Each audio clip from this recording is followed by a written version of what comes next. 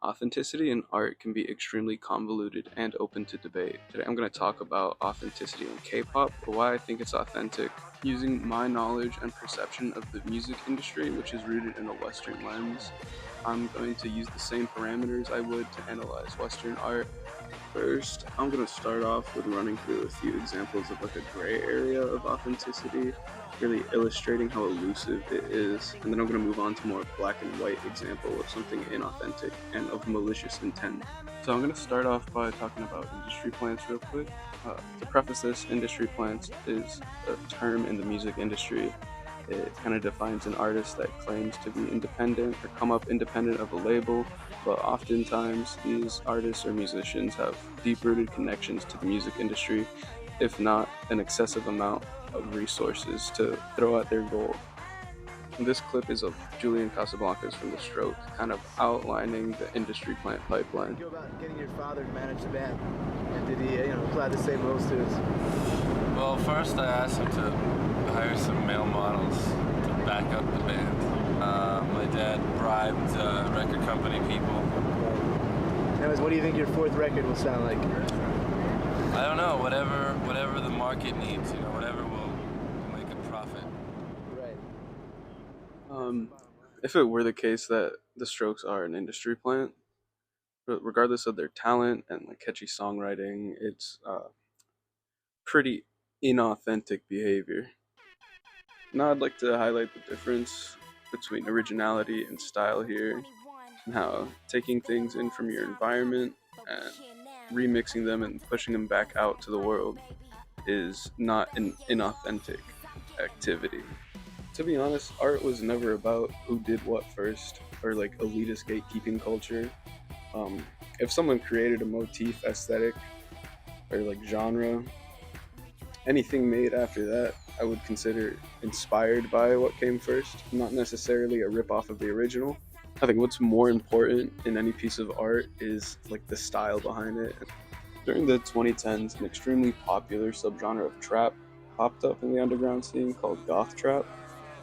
The intricacies and nuances of goth trap are not really important for this conversation, but what is important here is that there is a huge debate in the community of this experimental scene on kind of like who birthed or who originated the genre.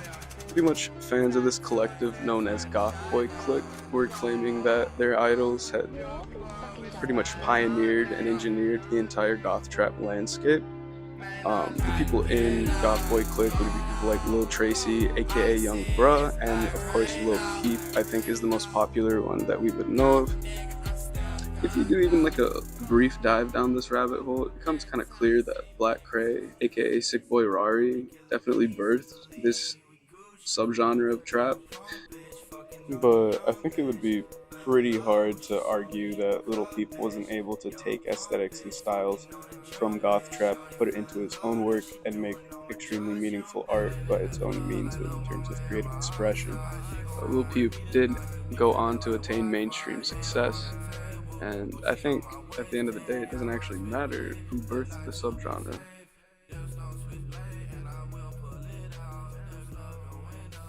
This whole time, we've kind of been working with examples that lie in this sort of gray area of what defines authenticity in art. This next example is going to be a little more black and white. It's something I think is more of an epitome in the music industry that represents inauthenticity. The example I'm going to use here to really highlight inauthentic tendencies in the music industry here is going to be this guy named Drake. He is from the Six. He was an actor, he was on Degrassi. Oh, this might be biased, but like I really don't like Drake. I've never really been that into Drake.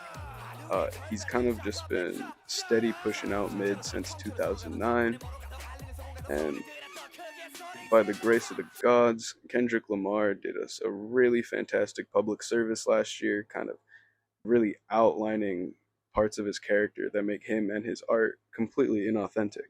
So I'd like really love to get into this and like break down the whole argument, but for time's sake, I'm just gonna show the lyrics and play the music, and you can come to your own conclusion. I'm what the culture feeling. How many more fairy tale stories about your life till we had enough? How many more black features till you finally feel that you're black enough? I like Drake with the melodies. I don't like Drake when he act tough. You gon' make a nigga boss. They not like us. Once upon a time, all of us was in chains. Homie still double down, calling us some slaves. Atlanta was the mecca, building railroads and trains. Bear with me for a second, let me put y'all on game. The settlers was using town folk to make them richer. Fast forward 2024, you got the same agenda. You run to Atlanta when you need a check balance. Let me break it down for you, this the real nigga challenge. You caught Future when you didn't see the club. Hey, what? Lil' baby help you get your lingo up. What? 21 get your false street cred. Thug makes you feel like you a slime in your head. Hey, what? Quavo said you can be from Northside. What? 2 Chainz say you good, but he lied. You run to Atlanta when you need a few dollars. No, you not a colleague, you a fucking colonizer. The family matter and the truth of the matter. Here was God's plan to show y'all the liar. So a quick breakdown. Here, Kendrick is claiming that Drake is completely inauthentic, not just as an artist, but in the identity he represents. Despite coming from a very diverse and different background, he claims African American background and represents that as his identity because it's what's popular in pop culture. In the medium of music he makes trap music, where places like Atlanta and LA are kind of the premier theaters of this genre.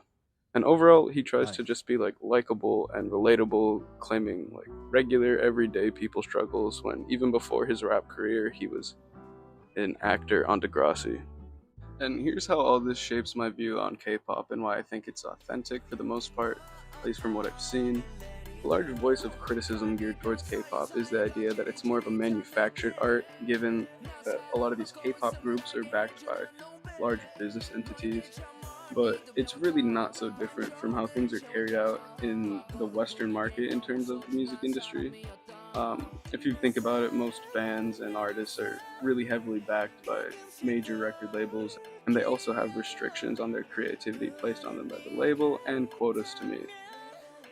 The authenticity that I see in K-pop, which I've learned a lot from this class and through some enriching experiences on my own, when you see the behind the scenes and you really look at the production of these works, it's not like they're void of passion, and it's not like they're robbing other people's identity.